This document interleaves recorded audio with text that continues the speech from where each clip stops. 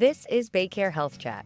I'm Caitlin White, and joining me this episode is Selma Bacevac, a licensed psychotherapist and behavioral health educator at BayCare.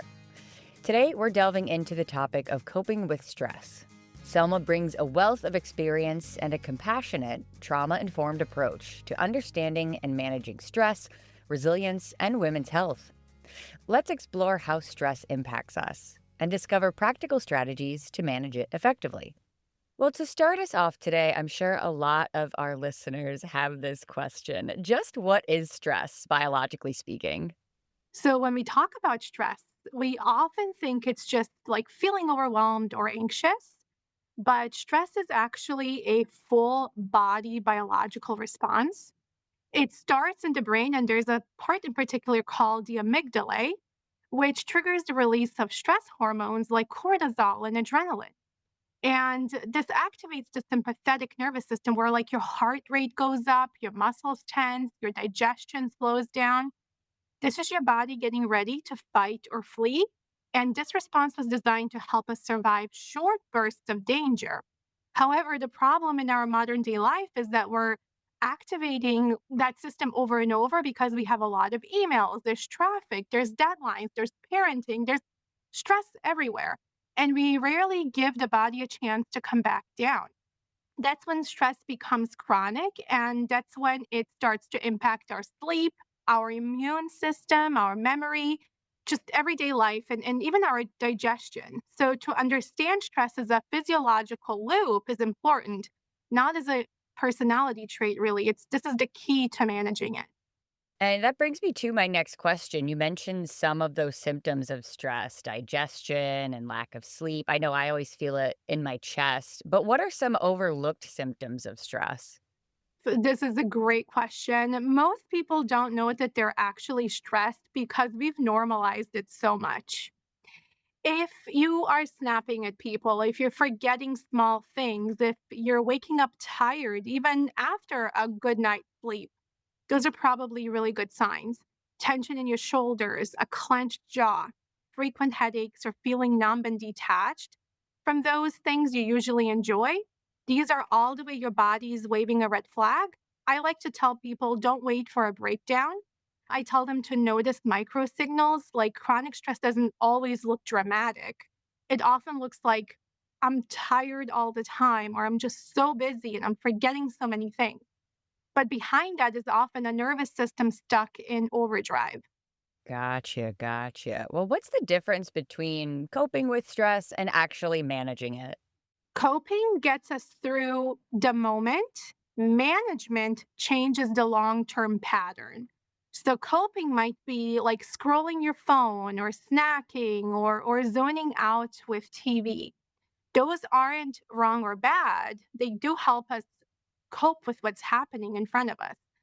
But if that's your only way to deal with stress, your system never gets a chance to reset. So, managing stress means being proactive, integrating habits that support your nervous system flexibility. This may look like taking a lot of deep breaths, getting enough sleep, getting your nutrition in, your movement in, having healthy boundaries, or talking to someone. Coping is sort of the short game, and then management is the long game. We need both, but we need to have an honest conversation with ourselves about which one we're relying on the most. I love that distinction that coping is the short game and managing it is the long game. Well, looking at maybe the short game or this middle game, what are some everyday tools that can help reduce stress? I always recommend starting small. And one of my go to tools is a grounding tool, the five senses grounding tool. It brings you back into your body to name five things you can see, four things you can touch, three things you can hear, two things you can smell, and one you can taste. That puts your brain back out of this stress loop, and breathing becomes easier and you're more present. Another one is to try the box breathing method, which is 4 seconds, where you hold your breath for 4 seconds, breathe in for 4 seconds, and you breathe out for 4 seconds. This really tells your nervous system that you're safe. Another one would be a 5 minute walk, but here's the key without your phone so that you can help reset your system. These tools help because they directly signal your brain that it's not in danger and that it's okay to downshift. That's the real neuroscience behind it because it's so powerful when we stop and notice what's happening for us. I'd love to bring in this idea of self compassion. What exactly is self compassion and how does it help with stress? Self compassion isn't about letting yourself off the hook. It's about talking to yourself like you would to someone you really love. Research shows that self compassion reduces cortisol and it improves our emotional resilience and actually motivates a positive behavior change. However, many of us grew up believing that we had to be really hard on ourselves to succeed. So self criticism becomes this voice that's default to stress. So I like to remind people you don't have to earn your rest. Being kind to yourself during the day or during a hard moment is a sign of strength, and it makes you more able to respond instead of react. All right. And you talked about how we normalize stress levels in daily life. Why do we do that on this biological level? We live in a culture that equates worth with being busy, with productivity. It's being busy is often seen as a badge of honor.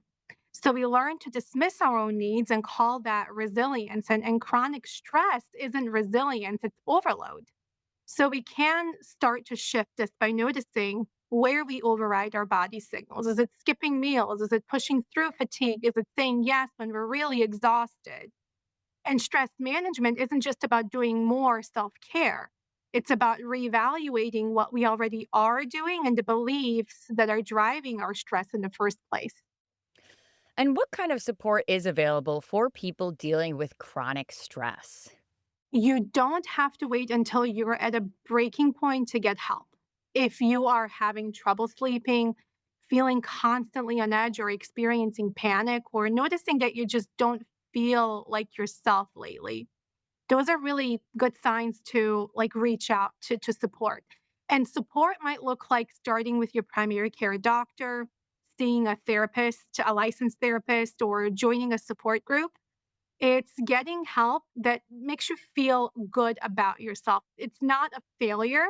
It's a step toward resetting your baseline and getting your nervous system back to a place that can rest and respond to situations through a more managed self-care.